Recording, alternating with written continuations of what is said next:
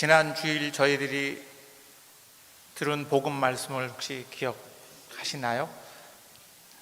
지난 주일은 저희들이 부자 청년의 이야기를 함께 듣고 나누었습니다. 무엇을 해야지 영원한 생명을 얻을 수 있겠습니까? 하고 묻는 부자 청년을 향해서 예수님께서는 네가 가지고 있는 것을 다 팔아서 가난한 사람들에게 나누어 주고 나를 따라라 이렇게 하는 이야기를 듣고 근심하며 돌아갔다. 그리고 예수님께서 제자들을 향해서 부자가 하느님 나라에 들어가는 일은 낙타가 바늘귀로 들어가는 것보다 더 어렵다 이렇게 말씀하셨을 때 제자들은 그러면 구원받을 사람이 어디 있겠는가 하면서 투덜거렸습니다.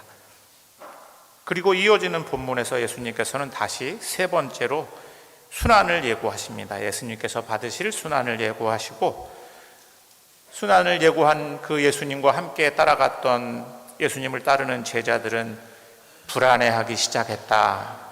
이런 말씀이 우리가 들은 복음 말씀 바로 앞에 나오는 이야기입니다. 제자들은 불안해하기 시작했습니다. 아마 그래서였는지 예수님을 따라가던 두 제자 제베데오의 아들 야고보와 요한은 예수님께 찾아와서 선생님 소원이 있습니다. 꼭 들어주십시오. 꼭 들어주십시오 하는 이 말씀이 아마 이 두 제자의 불안을 반영하고 있는 게 아닐까 이런 생각이 들었습니다. 그 소원은 뭐였냐면 예수님이 예루살렘에 올라가시면 우리 둘 중에 하나는 오른편에 하나는 왼편에 앉게 해주십시오 이렇게 부탁했습니다. 아마 이 두 형제가 상상하는 예수님의 오른편과 왼편은 어떤 것이었을지 우리가 제가 설명을 드리지 않아도 알 수 있었을 것입니다.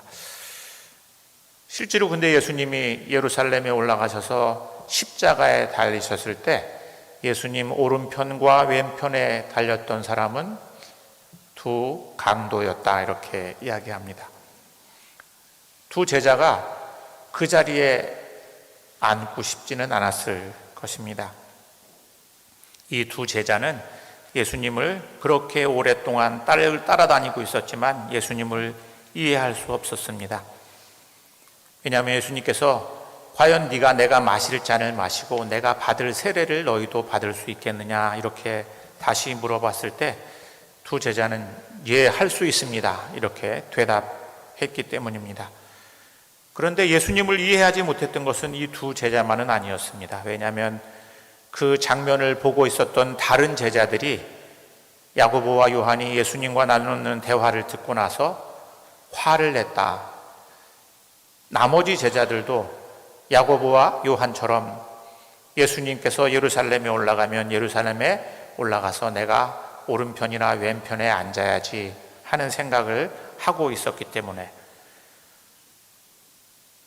하지만 예수님을 이해하지 못하는 이 두 제자의 이야기를 듣고 있는 예수님은 이 두 제자를 책망하지 않으십니다. 오히려 책망하지 않으시고 내가 마시게 될 잔과 내가 받게 될 세례가 무엇인지 너희가 아느냐?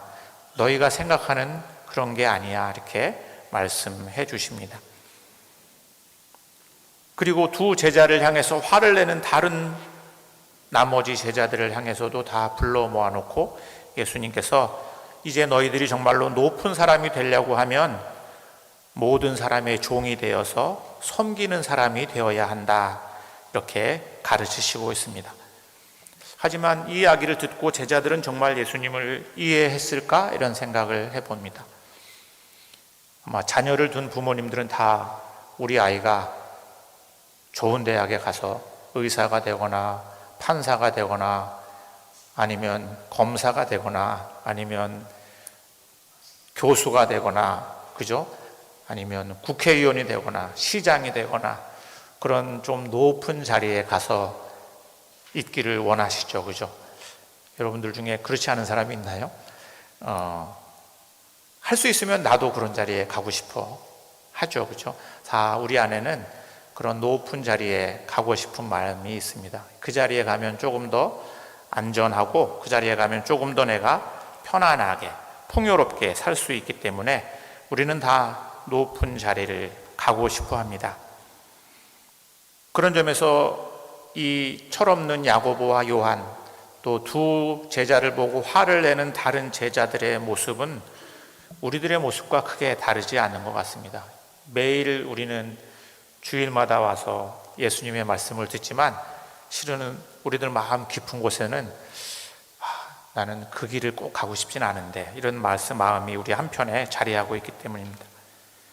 그럼에도 참 위안이 되는 것은 그런 제자들을 향해서 예수님께서 책망하시지 않고 끝없이 예수님께서 제자들에게 가르치시고 싶어 하시는 진실을 계속해서 포기하지 않고 말씀해 주시고 제자들을 이해하지 못하는 제자들을 받아들이고 있기 때문에 우리들도 아마 예수님께서 그렇게 받아주시지 않을까 하는 마음이 드니까 좀 안심이 됩니다. 우리들 안에 그런 마음이 이렇게 사라지지 않고 있어도 그런 우리를 예수님에서 이해해 주시고 받아주시는구나. 언젠가는 모르지만 우리도 제자들처럼 깨닫게 되고 예수님을 따를 수 있는 희망이 있지 않을까 하는 생각을 해보게 됩니다. 오늘 저희들이 드린 구약의 이사야서 말씀은 고난받는 종의 이야기입니다. 예수님은 특별히 이사야 예언서를 아주 좋아하셨습니다. 예수님이 처음 누가복음에서 메시아 취임사라고 하는 내가 이 세상에 왜 왔어 하는 것들을 밝힐 때 이사야의 두루마기를 펴서 읽으셨고, 예수님은 스스로 하느님의 아들이시고 이 세상을 구원할 메시아이지만 사람들이 생각하는 그런 메시아가 아니야 이사야 예언자가 예언한 그 고난받는 메시아였기 때문에 그 이사야서를 더 좋아하셨던 것 같습니다. 오늘 저희가 들은 서신에서 사도 바울로는 예수님은 하느님의 아들이셨지만 고난을 받고 복종하는 법을 배우셨다, 이렇게 우리에게 이야기해 줍니다. 제가 서울 홍제동에서 청년들하고 살고 있을 때 아는 지인 한 분이 저를 방문해서 신부님, 이 동네에 예수의 작은 형제회라고 하는 수도에 수사님들이 계세요. 한번 만나보시겠어요? 그래서 좋습니다. 왜냐하면 제가 아주 좋아했던 수도자 중에 한 분이 샤를르드 후꼬라고 하는 수사님이에요. 이분은 프랑스의 군인으로 모로코에서 복무를 하다가 어떤 회심의 경험을 하고 난 다음에 사하라 사막에서 혼자서 수도 생활을 하시고 그분이 설립한 수도회가 예수의 작은 형제회라는 수도회입니다. 한국에 아주 적은 인원이지만 그 수도자들이 있는데 바로 우리 집 앞에 산다는 거예요. 그래서 한번 가죠. 그 예수의 작은 형제 수사님들은 이렇게 저처럼 복장을 하지 않습니다. 수도자복을 입지 않고 그냥 평복을 입고 사세요. 그분들은 나자렛에 살았던 예수님을 따르는 게 자신들의 소명이기 때문에 숨어서 자신들이 수도자라고 하는 것을 밝히지 않고 가난한 사람들이 하는 노동을 하면서 살아갑니다. 주유소에서 일을 하거나 아니면 목수로 일을 하거나 그렇게 숨어서 이 사람들이 수도자인지 아닌지 알 수 없는 그런 가난한 동네에서 그냥 가난한 사람들의 이웃이 돼서 살아가세요. 제가 찾아갔을 때도 옆집의 할머니의 그 집을, 가난한 할머니 집을 수리해 주시고 오셨다고 그분들하고 이야기를 나누는 모습을 보면서 저는 이렇게 카라도 하고 이러고 찾아갔는데 그 수사님들 앞에 섰을 때 제가 참 초라해지더라고요. 저보다 훨씬 저도 그냥 제 깐에는 예수님을 좀 따라야지 그러면서 청년들하고 이렇게 산다고 해서 막 살고 있었는데 정말 아무 이름도 빛도 없이 가난한 사람들 속에서 그냥 가난한 사람들하고 똑같이 살면서 가난한 사람들의 이웃이 돼서 살아가는 그분들을 보면서 제가 큰 도전을 받고 제 마음에 누가 진짜 제자이지 이런 마음이 들었습니다. 그러고 난 다음에 한 번은 저기 우리 파주 우물교회에 있는 김현호 신부님이 저보고 저는 제가 은퇴하면 이제 공동체를 하겠다고 그랬더니 시무님, 우리 저 임진각 근처에 수녀님들이 살던 좋은 집이 하나 나왔습니다. 2억에 나왔대요. 야, 저는 피정집 이런 게 생각하니까 어떻게 2억에 피정집이 나올 수 있어? 자보고 한번 와서 보라고 그래서 제가 찾아갔어요. 찾아갔더니 거기가 어디였냐면 거기도 실은 예수의 작은 자매회. 그러니까 아까 샤르드 후코의 남자 수도에는 예수의 작은 형제회, 여기는 작은 자매회예요. 수녀님이 살던 집이니까 좋겠다. 그리고 돈도 한 2억 정도 되니까 한번 가서 봐야지. 그러고 갔어요. 그랬더니 임진각으로 가는 큰 대로변에 그냥 가난한 동네에 작은 집이에요. 대로변에. 오래된 집이어서 막 이렇게 내부적으로 이렇게 얼기설기 수리를 했는데 그 수녀님들이 거기서 한 20년 가까이 살면서 기도하는 집이니까 정말로 그 기도의 큰 분위기들이 이렇게 남아있는 집인데, 문제는 이제 그 수녀님들하고 이제 그분들이 차도 대접하고 이렇게 만나서 얘기하니까, 근데 그 수녀님들이 다 나이들이 많아서 이제 병원이 가까운 문산 쪽으로 이사 가려고 그러는데, 이 집을 조금 누가 그냥 아무한테나 팔고 싶지는 않고 뭔가 자기들을 이어서 살 수 있는 사람에게 넘기고 싶다고 그런 말씀을 하셔서 봤는데, 그 수녀님들은 그러면 수녀님들을 나이 들고 이제 어떻게 하세요? 노년에는? 그랬더니 아무런 보장이 없습니다. 우리는 나이가 먹으면 수급자가 되고, 수급자가 돼서 그 다음에는 시설로 들어갑니다. 젊었을 때는 우리가 파출부를 하고 살았는데 이제 나이 먹으니까 파출부도 할 수가 없어요. 그래서 수급자가 생활보호 대상자가 돼서 시설로 들어가는 걸 이분들이 뭐라고 저한테 얘기하냐면, 우리가 가는 시설에는 가난한 사람들이 참 많아요. 나는 그 가난한 곳으로 파견되는 겁니다. 이렇게. 그래서 이분들은 수녀회와 계속 관계를 맺고 있지만 그분들은 시설에 살면서 시설 안에서 자신의 사도직을 계속 이어서 하는 거예요. 그 예수의 작은 자매회, 형제회에 사는 그 수녀님과 수사님들의 이야기를 들으면서 참 내가 초라해지는 모습을 경험하게 됐습니다. 아마 뭐가 사람의 마음, 뭐가 제 마음에 큰 도전과 울림이 되었을까, 이런 생각을, 그분들이 저에게 어떤 설교를 한 것도 아니고 무슨 고상한 가르침을 준 것도 아니지만 그분이 살아가는 모습 자체가 저에게 너무나 큰 도전과 울림, 나는 정말 제자인가 하는 생각을 하게 됐습니다. 헨리 나웬이라고 하는 신부님이 그런 얘기를 했어요. 사람과 세상을 변화시키는 진정한 힘과 진정한 권위는 사람들에게 영혼의 공간을 만들어 주는 겁니다. 그 사람이 자신의 영혼의 소리를 들을 수 있도록 해주면 됩니다. 우리가 힘과 권력을 가지면 사람들을 강제로 어떻게 할 수는 있을지 모르겠어요. 순간적으로. 하지만 그 사람 마음 깊은 곳에서 내가 다르게 살아야지, 이런 마음을 갖게 하는 것은 그 사람의 영혼의 울림을 주는 거죠. 근데 우리가 어떻게 살면 사람들의 영혼의 마음에 울림을 줄 수 있을까? 사람들은 다 높은 곳을 향해서 올라가려고 합니다. 그리고 사람들은 그 높은 자리에 가기 위해서 때로는 누군가의 종이 됩니다. 잘 보여야 되잖아요, 출세하려면.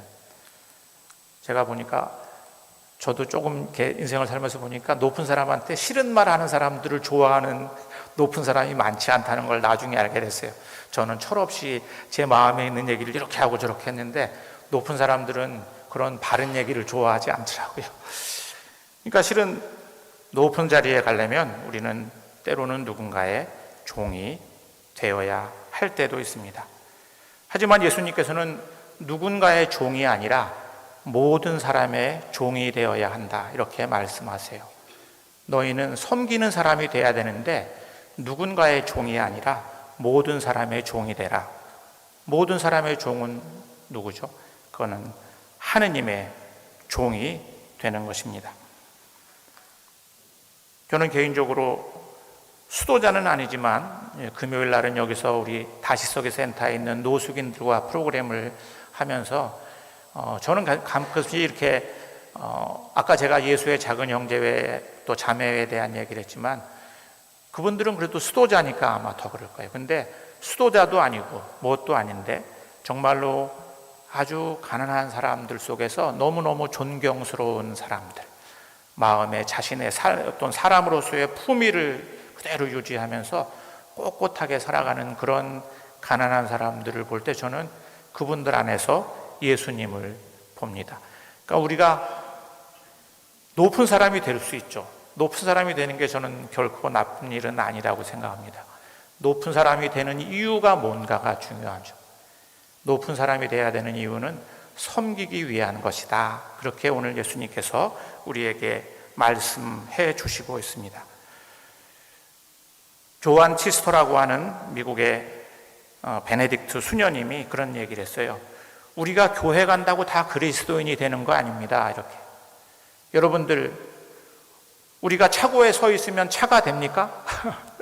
우리가 차고에 서 있는다고 차가 되는 게 아닌 것처럼 우리가 교회 간다고 다 그리스도인이 되는 것은 아닙니다. 우리는 다시 태어나야 합니다. 그 다시 태어나는 과정은 십자가를 통과해야 됩니다. 우리가 세상이 생각하는 가치의 우선순위를 다시 조정하고 다른 무엇이 정말로 소중하고 무엇이 중요한 것인가에 대한 어떤 역전의 가치의 어떤 역전이 일어나지 않으면 우리는 하느님 나라에 들어갈 수 없다 하는 얘기를 예수님께서 말씀하신 것처럼 오늘 복음은 예수님께서 이제 예루살렘을 향해서 가면서 돌아가실 날이 얼마 안 남았는데 내가 제자들에게 전해주고 싶은 가장 중요한 진실이 무엇인지를 예수님께서 오늘 우리에게 말씀하십니다. 우리는 그 진실을 통해서 세상을 바꿀 수 있고 사람을 바꿀 수 있다. 그것이 내가 이 세상에 와서 너희들에게 전해주고 싶은 가장 중요한 진리이다 하는 말씀을 우리에게 주시고 있다고 생각합니다. 그런 점에서 오늘 복음은 우리로 하여금 우리들에게 다시 조정이 필요한 것은 무엇인가? 무엇이 정말로 소중한 것인가? 우리가 그리스도인이 된다고 하는 것, 제자가 된다고 하는 것은 어떤 의미인가 하는 것을 생각하게 합니다. 우리들이 모두가 오늘 예수님께서 높은 사람이 되고자 하는 사람은 모든 사람을 섬기는 종이 되어야 한다고 하는 이 말씀을 우리 마음에 새기고 살아가는 한 주간이 될 수 있기를 성부와 성자와 성령의 이름으로 말씀드렸습니다.